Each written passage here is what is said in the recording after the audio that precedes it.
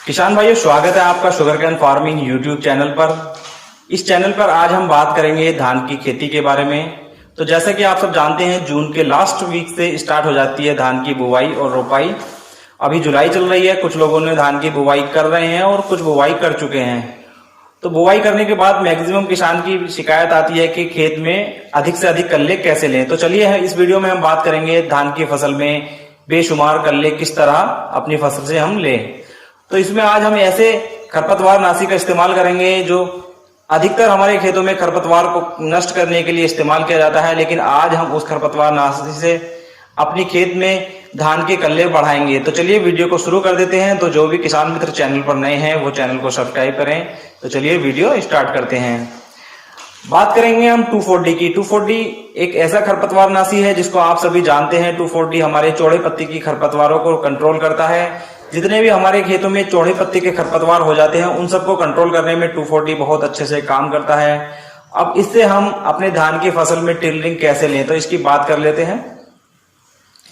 2,4-D का इस्तेमाल करना है हमें 5 ml प्रति एक टंकी के हिसाब से। एक टंकी का यानी कि 15 से 16 लीटर वाली जो टंकी आती है उसमें हमें 5 ml 2,4-D डालनी है और उसका स्प्रे अपनी फसल में कर देना है। इससे होगा क्या किसान मित्रों, हमारे जो धान की फसल है उसको एक तरीके से एक ब्रेक दे दिया जाएगा।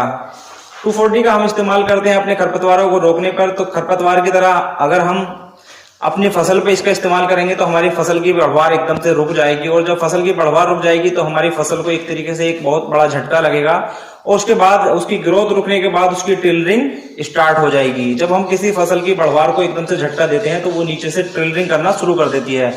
तो ऐसे में हमारी 2,4-D काम करेगी यहाँ पर टिलरिंग की। तो इसके लिए आपको खासकर ध्यान रखना है 5 ml प्रति टंकी के हिसाब से ही इस्तेमाल करना है। इससे ज्यादा अगर आप इस्तेमाल कर देते हैं तो आप अपनी फसल को काफी हद तक नुकसान भी कर सकते हैं। तो ये सिर्फ और सिर्फ आप 5 ml इस्तेमाल करेंगे तो आपकी फसल को किसी भी तरह से नुकसान नहीं पहुंचाएगी, साथ ही आपकी फसल में टिलरिंग बहुत अच्छी हो जाएगी। किसान मित्रों, हमें धान की फसल में दूसरे तरीके बांस का इस्तेमाल करना है। बांस हमें 10 से 12 फीट लंबा लेना है। उस बांस के दोनों सिरों पर एक रस्सी बांधकर, काफी लंबी रस्सी बांधकर हमें कोई भी किसान मित्र हमारा उस बांस को खेत में चारों तरफ धान की फसल में घुमाएगा। धान की फसल में इस चीज का खास ध्यान रखना है कि आपके खेत में पानी जरूर होना चाहिए।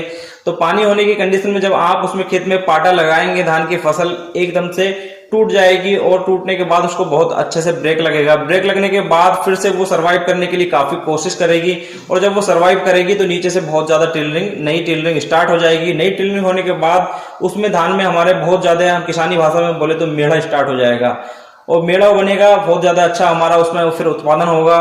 तो ये भी बहुत एक अच्छा तरीका है। आपका अगर छोटा खेत है 2 से 4 बीघे का, 1 एकड़ का, तो आप इसमें बांस का इस्तेमाल कर सकते हैं। बांस की जगह आप कोई लकड़ी भी ले सकते हैं। आप चाहें तो किसी रस्सी की सहायता से भी ये सब कर सकते हैं।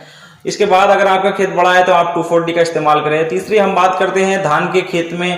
अगर आपके खेत में ज्यादा आप लगातार खेत में पानी भर के रखते हैं तो उससे भी आपकी फसल को इतना ज्यादा फायदा नहीं होता है। मैक्सिमम किसान मैंने देखे हैं कि अपने खेत में वो बहुत ज्यादा पानी भर के रखते हैं फसल में, तो पानी भरने से हमारी फसल को नुकसान भी हो जाता है। इतना ज्यादा धान को पानी आप नहीं भरें। इसमें सिर्फ और सिर्फ नमी ही धान की फसल की ग्रोथ में बहुत अच्छा काम कर देती है। अपने फसल में इतना पानी दें कि उसमें नमी बने रहे। आप अगर उंगली की सहायता से उसमें मिट्टी में उंगली लगाकर देखें तो आपकी उंगली जमीन में बैठ जानी चाहिए, ना कि उसमें ज्यादा पानी भरा होना चाहिए। ज्यादा पानी से हमारी फसल को नुकसान हो जाता है। अभी आपके खेत में पानी कम होगा, नमी अच्छी होगी, तो डायरेक्ट सूरज जो हमारा जमीन पे पड़ता है, जिससे प्रकाश संश्लेषण की क्रियाएं ज्यादा बढ़ जाती हैं और उससे हमारी फसलों को भोजन बनाने में बहुत ज्यादा आसानी हो जाती है। जब फसलों को भोजन पर्याप्त मात्रा में मिल पाएगा तो उसके बाद हमारी फसल बहुत अच्छे से ग्रोथ कर पाएगी।